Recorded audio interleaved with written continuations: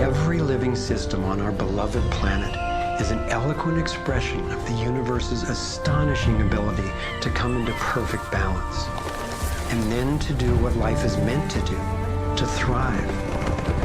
Thriving is the natural flow of life.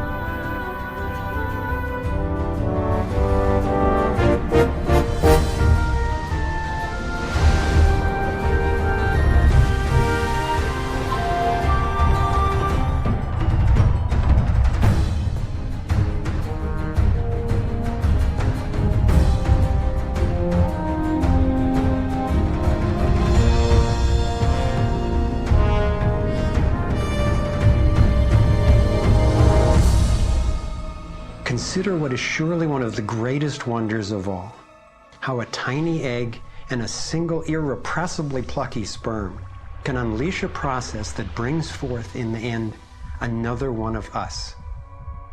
A being of vast ability and unlimited potential, with a brain capable of complex and soaring self-reflection, legs made to dance and run, fingers nimble enough to weave a basket, play a violin, caress a face. If nature teaches us anything, it is that life is meant to work, and that like every living thing, our purpose is to thrive.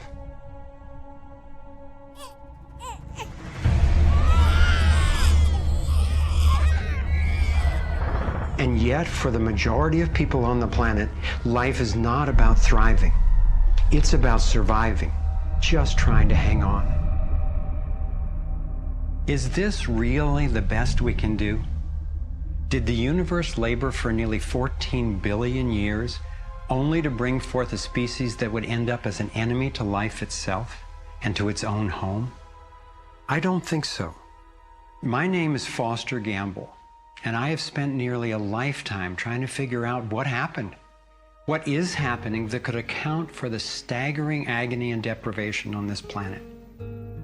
As a young man, driven by the misery I saw and by my fear for our survival, I set out on a journey, seeking to answer questions like, is it even possible for humans to thrive? If so, why aren't we? My research led me to places I never expected to go, revealing surprising discoveries that seemed unrelated at first, but which turned out to be crucially connected, as you'll see. I found a code, a pattern in nature that's been embedded in arts and icons throughout the centuries. I believe this code holds the key to a new source of clean, sustainable energy that could completely revolutionize the way all people live. I came to understand how our economic system is rigged, and I found out what we can do about it. My journey revealed ways we can claim our power to create liberating, healthy systems everywhere on Earth. I have realized that we are not a mistake. We are simply mistaken. We've been blinded to our brilliance, shorn of our strength, ignorant of our genius, unaware of our true power and magnificence. But all that is about to change. I invite you to share with me the highlights of my unlikely journey. I've created this navigator to take us through time and space. Let me show you around. On this screen, we can access what I call our vitals. It's the critical data we don't get from the corporate media, which in the US has consolidated from 50 companies down to 5 in just over 25 years. We'll use this to check on how we're really doing. The right screen tracks how to chart a healthy, sustainable course for living on planet Earth. I call these the navigating insights. And this will be our compass. Instead of a needle seeking north in our Earth's magnetic field, our compass is the shape of the field itself. And that shape, as you will soon see, has amazing technological and social ramifications. After a lifetime quest, I've come to believe that this pattern actually holds the key to a world that works for everyone. So let's go.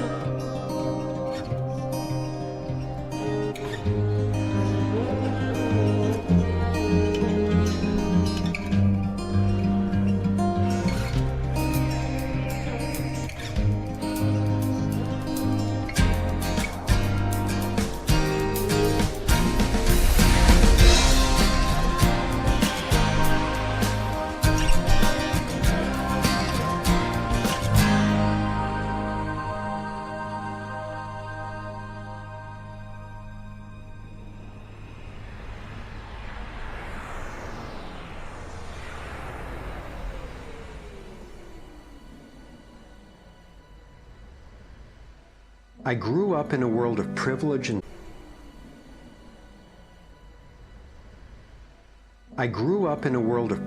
and power, attending elite private schools and then Princeton University.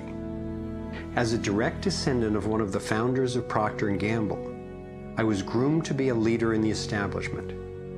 But I chose a different path.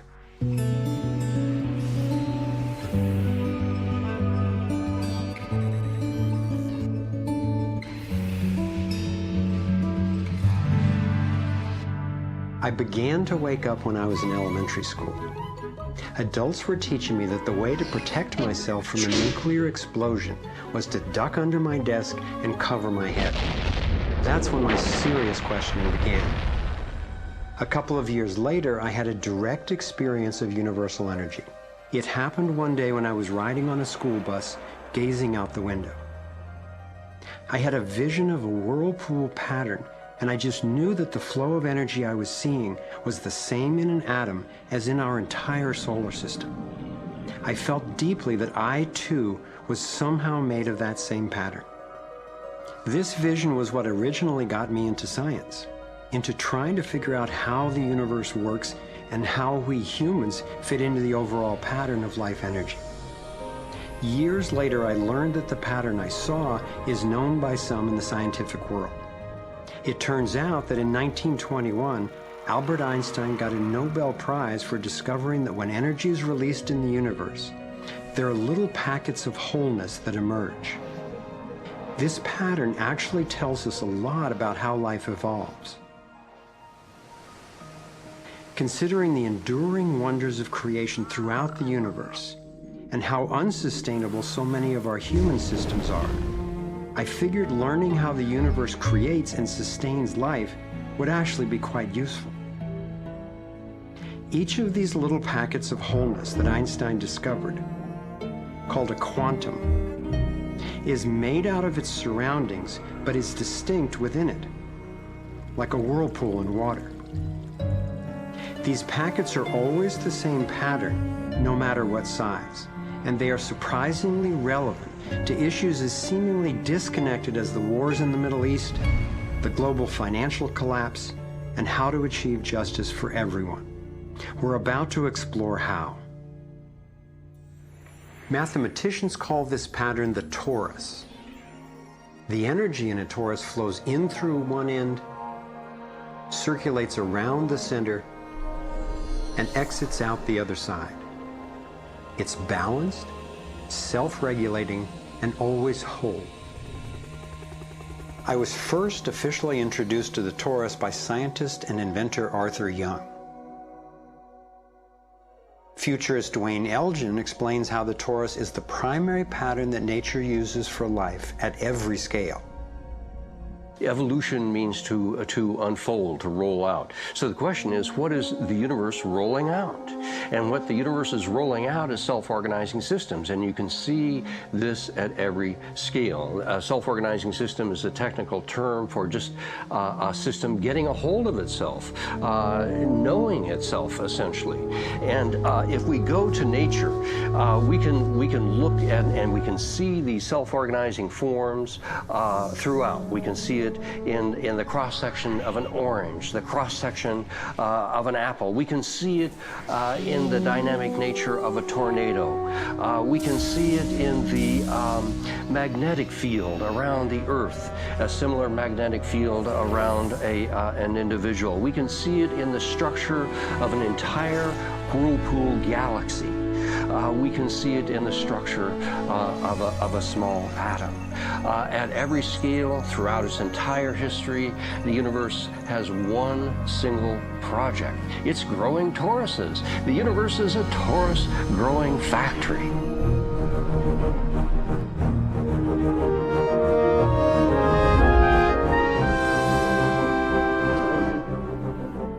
These toroidal dynamics are visible at various scales.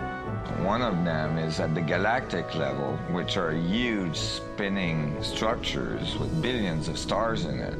Looks like typically big arms of galaxies spinning around, and They have vortices that goes from the center out to the edge of the galactic halo that surrounds them.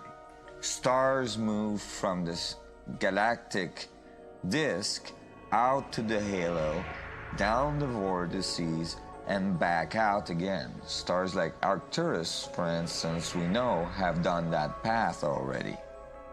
That's the appropriate description even for the atmosphere of our planet. The weather goes from the North Pole down to the equator and then back up, from the South Pole up to the equator and then back down. Even the dynamics on the surface of the sun are very similar. Of course, here we're looking at it from an external perspective on a small scale model. When you look at the solar system embedded in the galaxy, embedded in the cluster, embedded in the supercluster, we're traveling in this boundless sea of infinite torus flow.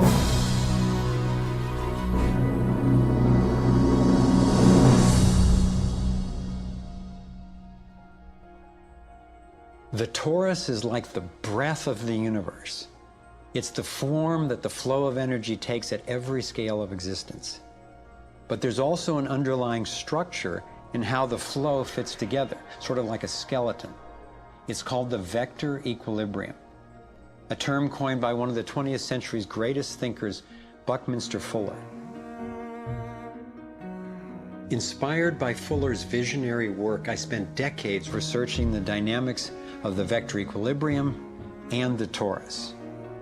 I became so excited by the potential of the toroidal energy form that in 1997 I co-founded a multidisciplinary think tank called the Sequoia Symposium to study the pattern and explore its applications.